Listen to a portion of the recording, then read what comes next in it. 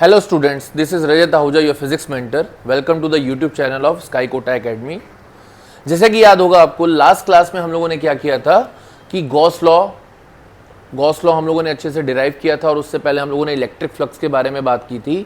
तो आज हम लोग क्या करेंगे, गॉस लॉ के बेस पे कुछ न्यूमेरिकल्स करेंगे, ठीक है। तो उसके न्यूमेरिकल एप्लीकेशंस, अभी एप्लीकेशंस पे तो खैर गए नहीं हम लोग, अभी बेस कोर गॉस लॉ के बेस पे न्यूमेरिकल्स कैसे एग्जाम में आते हैं आज हम वो देखने वाले हैं। तो आपके सामने एक पहला न्यूमेरिकल देखते हैं, ठीक है। ये क्वेश्चंस जो मैं आपको आज दोनों कराने वाला हूँ, दोनों questions exam point of view से बहुत ही इंपॉर्टेंट है। तो let's go with the first question.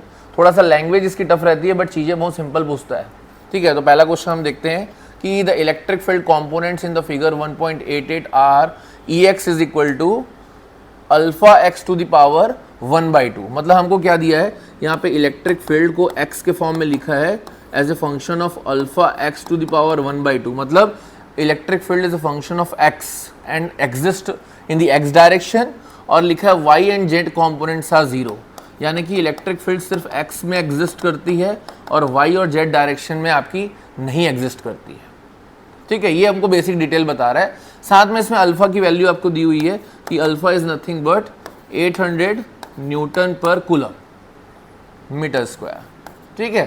साथ में अब क्वेश्चन में क्या पूछा है, calculate the flux through the cube and the charge with in the cube. मैंने आपको जब लास्ट क्लास बताया था तो मैंने आपको बता ही दिया था कि इस पर्टिकुलर टॉपिक में जो क्वेश्चंस की टाइपोलॉजी होती है वो यही होती है। आपसे बार बार एक ही चीज पूछेगा कि आप टोटल फ्लक्स निकालो, फिर फ्लक्स निकालने के बाद गॉस लॉ का यूज करके टोटल चार्ज निकालो। तो इस क्वेश्चन में भी उसने वही किया है। साथ में इन्होंने जो क्यूब की डायमेंशन है, क्यूब की जो लेंथ है, हम उसको यहाँ पे उसकी वैल्यू दी हुई है 0.1, तो उसको भी लिख लेते हैं, a is given as 0.1 metre. तो इस पर्टिकुलर क्वेश्चन के लिए हमको क्या करना है, इलेक्ट्रिक फील्ड निकालना है। इलेक्ट्रिक फील्ड हमको दी हुई है, फ्लक्स निकालना है और चार्ज निकालना है। तो how to proceed then. Clearly आपको यहाँ पे एक चीज दिख रही है कि electric field exist only in the x direction. तो एक्स डायरेक्शन में ही इलेक्ट्रिक फील्ड एग्जिस्ट कर रही है। तो मेरे को बताओ, ये क्यूब है, ये क्यूब के कितने फेसेस होते हैं, टोटल 6 फेसेस होते हैं। इस क्यूब के 6 फेसेस में से जो कौन सा फेस है वो इलेक्ट्रिक फील्ड से क्या होगा, इलेक्ट्रिक फील्ड जहां से पास होगी, बाकी फील्ड्स पे पास नहीं, बाकी क्या बोलना चाहिए, फेसेस से पास नहीं होगी। तो कौन से फेस होंगे, नेचुरली जो इलेक्ट्रिक फील्ड के डायरेक्शन में आ रहे होंगे। तो आप देखिए, ये वाला जो फेस आपको दिख रहा है लेफ्ट वाला, और ये राइट वाला जो फेस है, ये दोनों फेसेस से ही इलेक्ट्रिक फील्ड पास होगी, क्योंकि एक्स डायरेक्शन वाली इलेक्ट्रिक फील्ड केवल इधर ही एग्जिस्ट करती है, ठीक है। इलेक्ट्रिक फील्ड आपका इधर ही एग्जिस्ट करती है। तो आपका ये दो फेसेस है। जो बाकी फेसेस हैं, ऊपर वाला फेस, नीचे वाला फेस, आगे वाला फेस और पीछे वाला फेस, ये जो 4 फेसेस हैं, they are now dummy, they will not contribute for the flux, only this 2 faces will contribute। तो इस वाले को मैं बोल देता हूँ लेफ्ट फेस, इस वाले को बोल देता हूँ राइट फेस। तो मुद्दा क्या है, मुद्दा ये है फ्लक्स निकालना है। तो फ्लक्स कैसे निकालोगे, तो लेफ्ट का फ्लक्स निकाल लेना, राइट का फ्लक्स निकाल देना, दोनों को ऐड कर देना, तो टोटल फ्लक्स निकल जाएगा। 100 बात की एक बात, तो सीधी बात है। तो हम क्या करेंगे, पहले लेफ्ट वाले पे स्टार्ट करते हैं। तो लेफ्ट वाले का फ्लक्स निकालने के लिए अपन देखते हैं, इलेक्ट्रिक फील्ड हमारी राइट डायरेक्शन में जा रही है, लेकिन लेफ्ट वाले सरफेस का जो नॉर्मल वेक्टर होगा वो किस डायरेक्शन में जाएगा, towards the left. So what is the angle between both of it, it will be 180 degree. Agrees, very good. Then यहां इस वाले का जो नॉर्मल वेक्टर होगा वो इसी डायरेक्शन में जाएगा, इलेक्ट्रिक फील्ड भी इसी डायरेक्शन में है, तो theta will be 0 degree. Everyone agrees, very good, ठीक है। तो अब हम क्या करेंगे, एक चीज और देखते हैं कि ये जो हमारा स्क्वायर है, क्योंकि देखो क्यूब का फेस एक सिंगल फेस स्क्वायर की तरह बिहेव करता है, तो इसका एरिया कितना होता है, that will be your a square. Here also it will be a square. तो area of the single faces are a square. Now will use the formula for the flux. Flux will be nothing but left flux क्या होगा, E a cos theta. cos theta अगर हम लोग left वाले के लिए देखें तो इट विल बी cos 180, और राइट वाले के लिए देखें तो इट विल बी cos 0, ठीक है। अब इलेक्ट्रिक फील्ड मान लेते हैं यहाँ पे लेफ्ट वाले फेस के लिए L है और राइट वाले फेस के लिए R है, क्योंकि आपको ऐसा लगेगा दोनों कैंसिल आउट होकर 0 हो जाएंगे, ऐसा नहीं है। इलेक्ट्रिक फील्ड x वाले के लिए अलग है, राइट वाले के लिए अलग है। वो कैसे अभी आप देखेंगे, क्योंकि it's a function of x, और ये लेफ्ट फेस का जो x distance from the origin है वो अलग है और राइट फेस का अलग है, इसलिए दोनों अलग होंगे। तो इलेक्ट्रिक फील्ड का एक्सप्रेशन यहाँ पे लिखो तो आ जाएगा अल्फा। अब लेफ्ट वाला फेस ध्यान से देखिए, इस ओरिजिन से कितने डिस्टेंस पे है, a डिस्टेंस पे है, a डिस्टेंस पे है। तो क्लियरली यहां पे मैं लिख दूंगा अल्फा x की जगह में मैं पुट कर दूंगा a to the power 1/2, area square का कितना लेंगे a स्क्वायर, और cos 180 की वैल्यू होती है -1, प्लस अब मैं राइट वाले पे आ जाता हूं, तो राइट वाले पे फर्दर मैं यही यूज करूंगा alpha. The only difference will be your, ये जो राइट वाला फेस है इसकी डिस्टेंस इस O पॉइंट से a प्लस ये क्यूब का डायमेंशन a, तो a प्लस a 2a, तो ये राइट वाले फेस के लिए आ जाएगा 2a to the power 1/2, area again it will be a square, और cos 0 की वैल्यू होती है 1। अब इस दोनों में देखिए मैं क्या कॉमन ले सकता हूं, तो मैं कॉमन क्या ले सकता हूं, यहां पे अल्फा कॉमन ले सकता हूं, ठीक है, साथ में अब अल्फा कॉमन ले सकता हूं, या मैं एक काम करता हूं अल्फा बाद में कॉमन लूंगा, पहले देखिए a टू द पावर 1/2 और a स्क्वायर है, तो अगर आप यहां पे थोड़ा बेसिक मैथ्स देख लीजिए, x to the power 1/2 into x square, तो it will be nothing but x to the power 1/2 plus 2, यानी कि x to the power 1 plus 4/2, यानी कि it will be x to the power 5/2, तो ये a to the power 2, a to the power 1/2, it will be nothing but a to the power 5/2, और ये minus sign है तो ये minus sign यहां सामने आ जाएगा, प्लस अगेन अल्फा है ना, ये सेम वैसे ही होगा a टू द पावर 5/2, अब ये 2 to the power 1/2 is nothing but √2, can I say that. अब दोनों में मैं क्या कॉमन ले सकता हूं, alpha a to the power 5/2, तो ये आ जाएगा alpha a to the power 5/2 common हो जाएगा, इस वाले में √2 है, इस वाले में माइनस है, तो इट विल बी -1, तो alpha a to the power 5/2 √2 -1 आ जाएगा।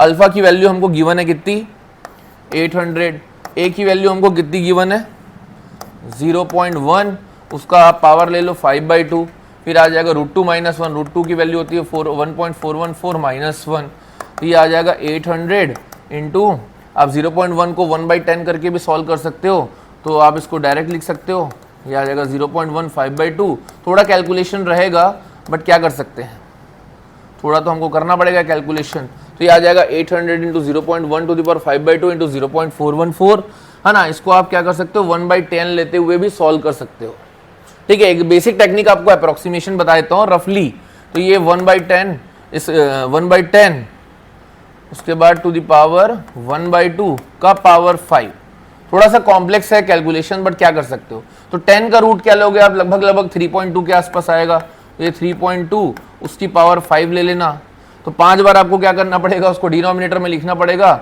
और डिनोमिनेटर में लिखने के बाद आपको क्या करना पड़ेगा, ऊपर में मल्टीप्लाई करना पड़ेगा।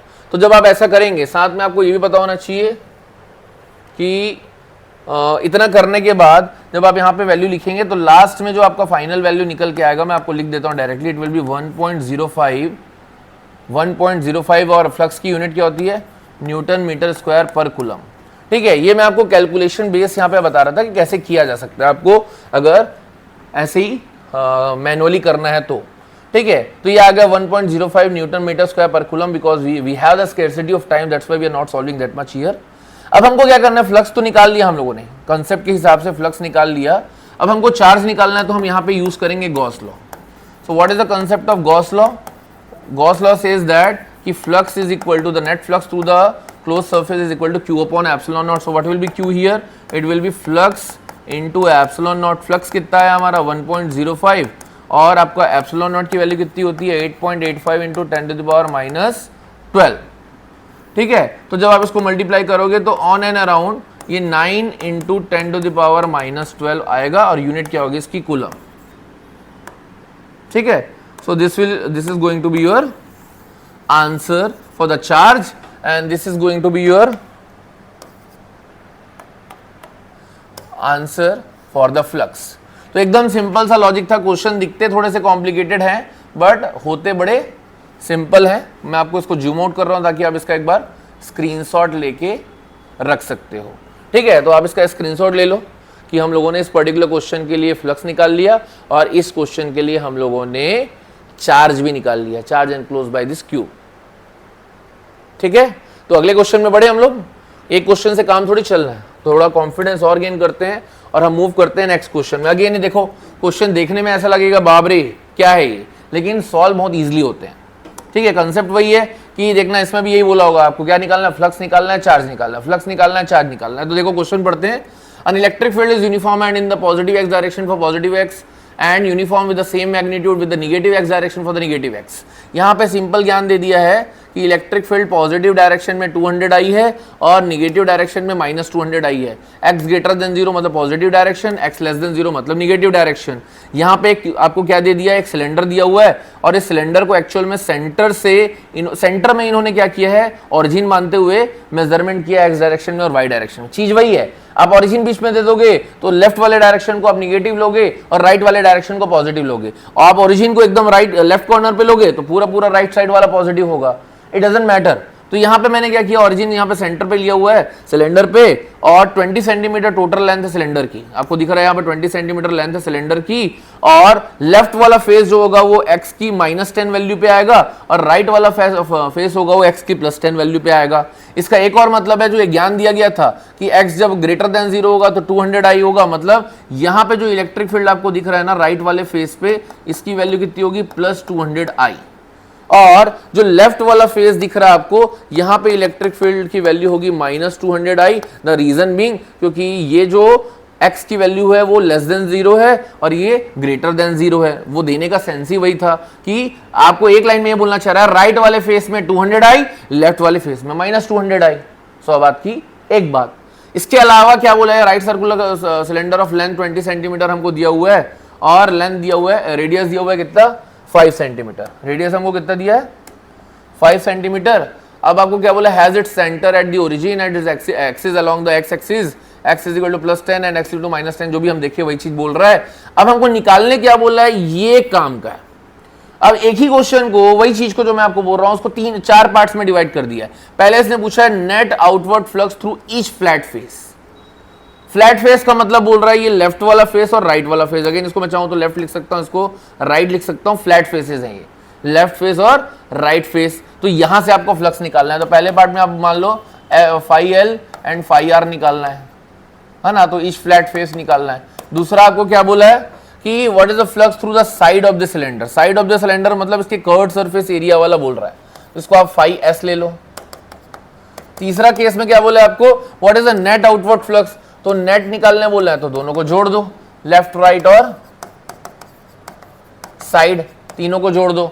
इसके अलावा फिर लास्ट में वही ज्ञान, चार्ज निकाल दो भैया, टोटल फ्लक्स निकालो, चार्ज निकालो। यही तो क्वेश्चन है पूरे गॉस लॉ का, है ना। तो स्टार्ट करते हैं हम लोग पहले कहां से, जो फ्लैट फेसेस है वहां से। तो मेरे को एक बात बताओ, ये लेफ्ट फेस को ध्यान से देखो, ये लेफ्ट फेस को ध्यान से देखो, इलेक्ट्रिक फील्ड हमारा -200 आई है। अब एक लॉजिक को समझना, अगर हम इलेक्ट्रिक फील्ड का फॉर्मूला देखें, इलेक्ट्रिक फील्ड का फॉर्मूला क्या होता है, अगर हम लोग इलेक्ट्रिक फ्लक्स बोलता हूं, इलेक्ट्रिक फ्लक्स का फॉर्मूला क्या होता है, flux on the left side we are seeing, flux का फॉर्मूला होता है EA cos थीटा। ठीक है, अब यहां में ना देखो, cos थीटा हम तब लेते हैं जब हम लोग को क्या रहता है कि एंगल्स दिया होता है। यहां पे इलेक्ट्रिक फील्ड को वो I वेक्टर J वेक्टर के फॉर्म में दिया है, तो मैं उसको वैसे ही लिखूंगा 200 आई। इसको हम जैसे EA cos थीटा को हम E डॉट A भी लिखते हैं, मैं आपको बता चुका हूं ऑलरेडी, वेक्टर का डॉट प्रोडक्ट। तो ये 200 आई को मैं ऐसे ही लिखूंगा, इसका डॉट लगा दूंगा। अब एरिया वेक्टर की जगह में देखिए, एरिया वेक्टर अगर आप देखेंगे एक्स एक्सिस के अलोंग में ही है और निगेटिव साइड में, तो what can be the area vector, the normal vector, it will B -i cap, because it is on the left side, और राइट साइड वाले में हो जाएगा +i कैप। बोलो सही बात है। तो एरिया के साथ में मेरे को -i कैप या +i कैप पुट करना पड़ेगा। इस वाले लेफ्ट वाले फेस का area, it is a circle. अगर आप बेस देखोगे तो it is a circle flat face, तो सर्कल का एरिया क्या होता है πr², लेकिन साथ में क्या लग जाएगा इस भाई के -i कैप डॉट। तो i डॉट प्रोडक्ट हो जाएगा, तो दोनों का डॉट प्रोडक्ट क्या हो जाएगा, लेफ्ट वाला ले रहा हूं तो ये भी माइनस है, तो माइनस माइनस प्लस हो गया, दोनों का डॉट प्रोडक्ट हो जाएगा 200 इंटू πr²। पाई की वैल्यू कितनी होती है 3.14, आर की वैल्यू कितनी दी हुई है, आपका रेडियस कितना दिया हुआ है 5 सेंटीमीटर। तो can I write like this 5 into 10⁻², converting into metre का स्क्वायर, तो ये आ जाएगा 200। Can I write 200 in the form of 2 into 10⁻² into 3.14 into 5 5 25 into 10⁻⁴, तो ये कितना आ जाएगा 25 2 जा कितना 50, तो इट विल बी 50 इंटू 10⁻⁴, 10⁻² कितना हो जाएगा, इट विल बी 10⁻², और 50 को इंटू 10⁻² करूंगा तो इट विल बी 0.5 इंटू 3.14, यानी कि it will be 1.57 newton metre square per coulomb. ये हमारा फ्लक्स आ गया on the right face, sorry left face. ठीक है, ये लेफ्ट फेस में हमारा फ्लक्स निकला। अब देखो राइट निकालने के लिए भी सेम प्रोसीजर है, कुछ ज्यादा हमको एक्स्ट्रा नहीं करना है, सेम प्रोसेस है। फ्लक्स राइट हो जाएगा, अगेन मैं क्या करूंगा, प्लस 200 आई का डॉट प्रोडक्ट ले लूंगा, पाई आर स्क्वायर, और यहाँ पे आई कैप डॉट प्लस वाला, तो अगेन ये हो जाएगा 200 इंटू पाई आर स्क्वायर, जैसे वहां पे किया था 200 इंटू पाई की वैल्यू ले लूंगा 3.14, और अगेन रेडियस वही हो जाएगा 5 इंटू 10⁻² का होल स्क्वायर। तो अल्टीमेटली ये जो मैंने किया था सेम वहां पे है, तो फाइनल वैल्यू मैं डायरेक्ट लिख दे रहा हूं यहाँ पे, ताकि बार बार कैलकुलेशन रिपीट ना हो, सेम कैलकुलेशन है। तो it will be newton metre square per coulomb. तो ये मेरा क्या आया, flux through the right face. तो मैंने लेफ्ट फेस पे फ्लक्स निकाल दिया, राइट फेस पे फ्लक्स निकाल दिया। क्या आपको दिक्कत है? नहीं है दिक्कत। क्या दिक्कत होगा, सिंपल सा फ्लक्स निकाला है भैया, है ना। अब मैं आता हूं थोड़ा सा और ज्ञान देने के लिए।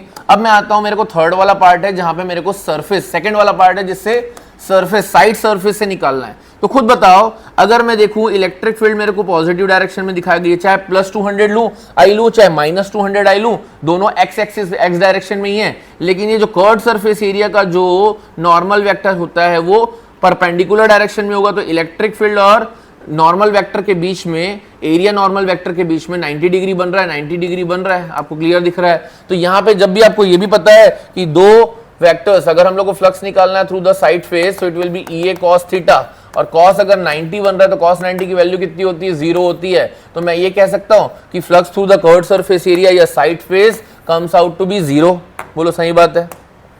तो मेरा साइड फेस से 0 क्यों आया? क्योंकि कर्व्ड सरफेस एरिया का जो एरिया वेक्टर नॉर्मल और electric field which is in the x direction, either there और ईदर लेफ्ट और राइट, दोनों 90 डिग्री बना रहे हैं। 90 डिग्री बना रहे हैं तो cos 90 0, cos 90 0, तो हमारा flux to the side is 0। तो अब मैं अगला क्वेश्चन पकड़ता हूं। मैंने पहला पार्ट कर लिया, दूसरा पार्ट कर लिया, तीसरा पार्ट पकड़ता हूं। What will be the net flux then? What is the net flux then? तो net flux will be nothing but flux left, flux right, flux side। तो ये आया मेरा 1.57 plus 1.57 plus 0, so it again comes out to be 3.14 Newton meter square per coulomb। तो क्या हमने निकाल लिया नेट फ्लक्स? बिल्कुल। कितना आया? 3.14 आया। कोई दिक्कत? मुझे नहीं लगता यहां तक आपको कोई दिक्कत होगी। आप चाहें तो इसका स्क्रीनशॉट ले सकते हैं। स्वाहा।